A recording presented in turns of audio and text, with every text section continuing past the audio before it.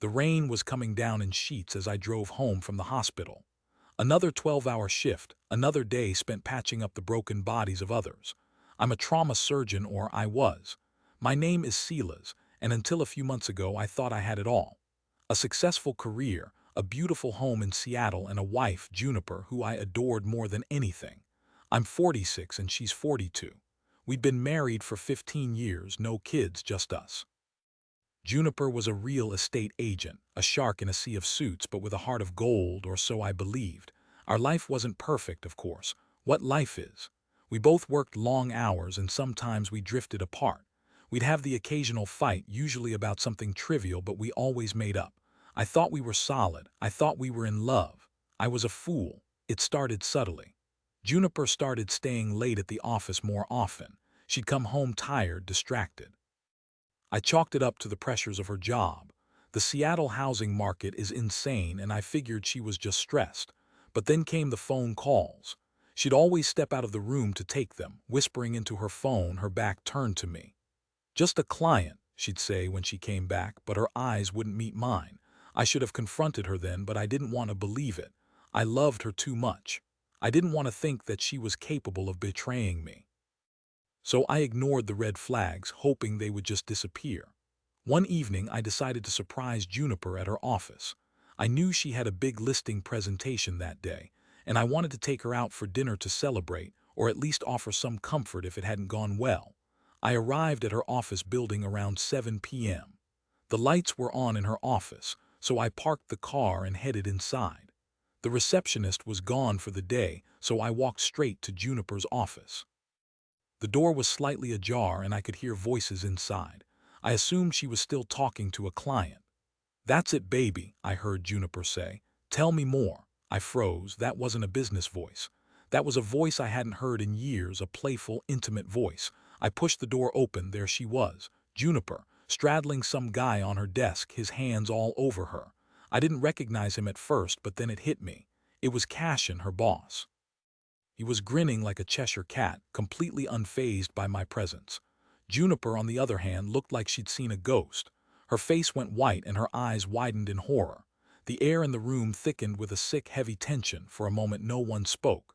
We just stared at each other, the tableau of betrayal hanging in the air like a toxic cloud.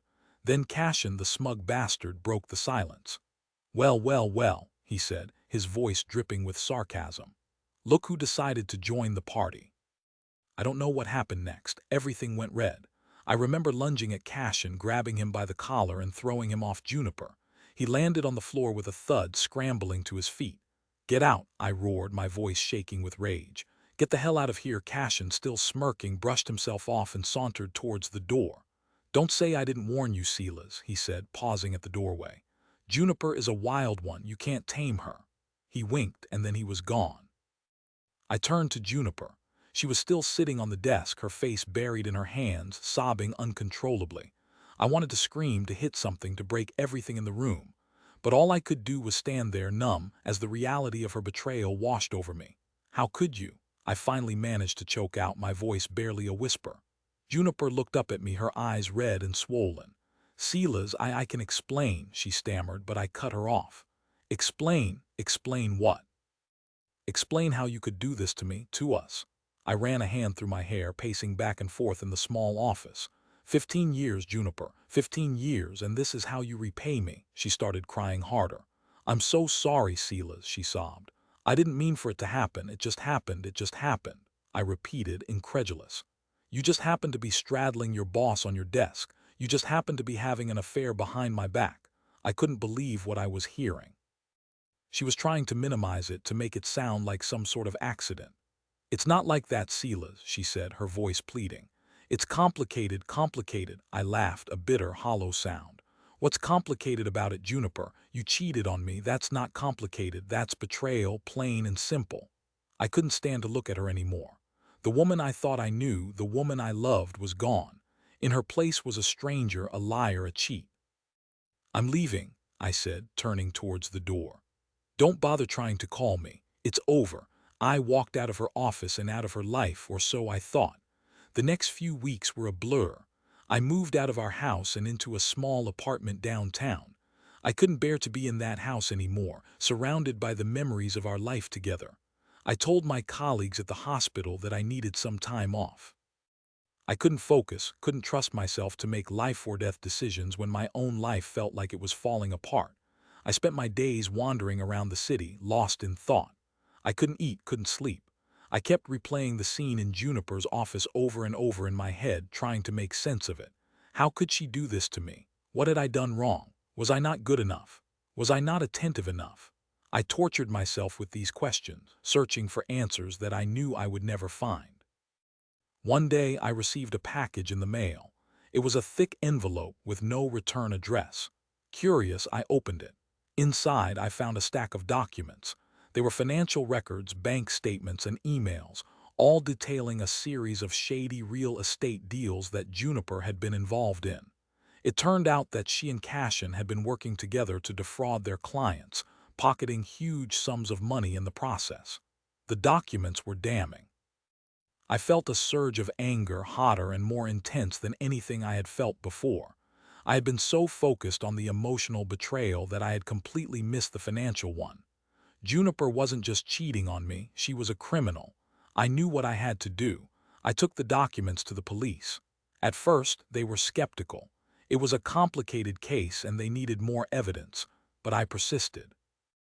I spent hours with the detectives, explaining the intricacies of Juniper's real estate deals, pointing out the inconsistencies in her financial records. Finally, they agreed to investigate. It didn't take them long to uncover the truth. Juniper and Cassian were arrested and charged with multiple counts of fraud and embezzlement. The news spread like wildfire. Juniper's reputation was ruined, her career was over, and she was facing a long prison sentence. I felt a sense of satisfaction knowing that she was finally being held accountable for her actions. But it was a hollow victory. It didn't bring me any joy, didn't ease the pain in my heart. I still loved her despite everything. And knowing that she was going to prison, that her life was in ruins, filled me with a deep sense of sadness. A few weeks later, I received a letter from Juniper. It was handwritten on cheap, lined paper. "Silas," she wrote. "I know I don't deserve your forgiveness, but I'm begging you to hear me out. I made a terrible mistake. I was selfish, greedy, and foolish. I let Cassian manipulate me, and I hurt you in ways that I can never undo. I'm so sorry. I know that words can't express the depth of my remorse, but I hope you can believe that I truly regret what I've done. I understand if you never want to see me again, but I wanted you to know that I will always love you. You were the best thing that ever happened to me, and I threw it all away. Please, Silas, try to find it in your heart to forgive me. Even if you can't, I hope you can find peace. With all my love, Juniper." I read the letter over and over, trying to decipher the truth from the lies. Was she truly remorseful, or was she just trying to manipulate me one last time? I didn't know what to believe. I decided to visit her in prison. I needed to see her face, to look into her eyes and try to understand what had happened. The prison was a grim, depressing place. The air was thick with despair and the guards were cold and indifferent. I waited in the visiting room, my heart pounding in my chest. Finally, Juniper was led in. She looked different. Older, thinner, and her eyes were devoid of the spark that I had once loved. She sat down across from me, her hands clasped tightly in her lap. "Silas," she said, her voice barely a whisper. "Thank you for coming." I didn't say anything. I just looked at her, trying to read her emotions. She started to cry. "I'm so sorry," she sobbed. "I've ruined everything." "Why, Juniper?" I finally asked, my voice trembling. "Why did you do it?" She looked up at me, her eyes filled with tears.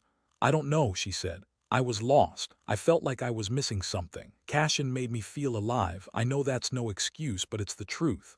I shook my head in disbelief. "So you threw away 15 years of marriage for some cheap thrill?" I asked. "Is that what it was?" She didn't answer, she just kept crying. "I loved you, Juniper," I said, my voice cracking with emotion. "I gave you everything, and you betrayed me in the worst possible way." "I know," she said, "and I'll never forgive myself." We sat in silence for a few minutes, the weight of our broken marriage hanging between us. I knew that I couldn't forgive her. Not now, not ever. The trust was gone, the love was gone, and all that was left was pain and regret. "I have to go," I said, standing up. Juniper looked up at me, her eyes pleading. "Please, Silas," she said. "Don't leave me like this. Say something, anything." I looked at her one last time, trying to find some trace of the woman I had once loved, but she was gone. "Goodbye, Juniper," I said, and then I walked away. I never saw her again. I eventually went back to work at the hospital, but I never fully recovered. The betrayal had changed me, hardened me. I became more cynical, more guarded. I never trusted anyone completely again. I never remarried. I learned a valuable lesson, that even the people you love the most are capable of betraying you in the worst possible ways. Life goes on, I suppose. But it's never quite the same after your heart has been shattered. Juniper's betrayal left a scar that will never fully heal.